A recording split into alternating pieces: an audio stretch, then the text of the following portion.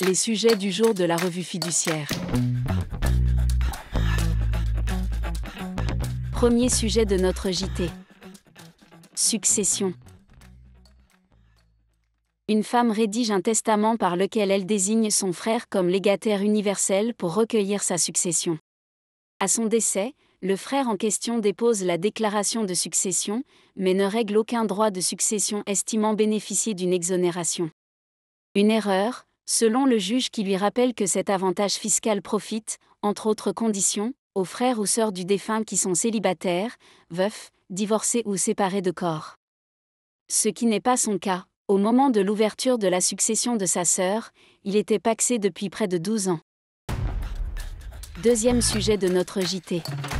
Projet de réforme des titres restaurants. Lors d'une conférence de presse du 26 juin 2025, la ministre déléguée chargée du commerce, de l'artisanat, des PME et de l'économie sociale et solidaire a dévoilé les contours de la réforme du régime des titres restaurants. En voici les principaux éléments. Dès le 1er janvier 2027, l'ensemble des titres serait dématérialisé, avec une utilisation possible des derniers titres papier jusqu'au 1er mars 2027. La règle en principe valable jusqu'au 31 décembre 2026, qui permet d'acheter tout produit alimentaire, qu'il soit ou non directement consommable, serait pérennisée. L'utilisation des titres restaurants serait possible sur l'ensemble du territoire national, sans restriction géographique.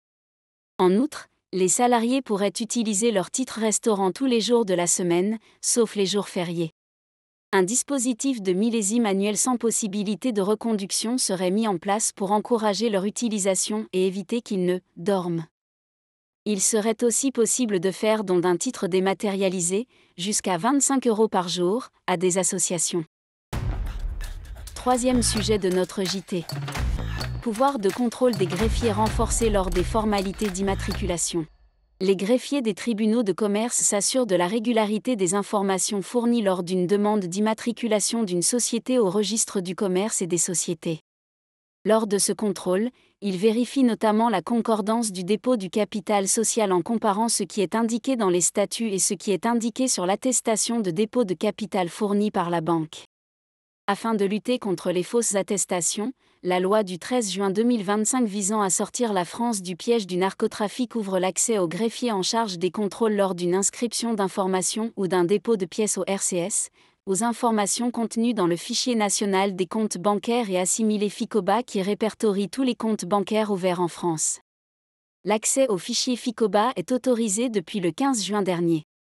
De plus, toujours dans le cadre de la lutte contre la criminalité financière, les greffiers des tribunaux de commerce peuvent désormais vérifier, par tout moyen, la cohérence et la validité des pièces d'identité étrangères fournies. Ce qui ne leur était pas permis jusqu'alors.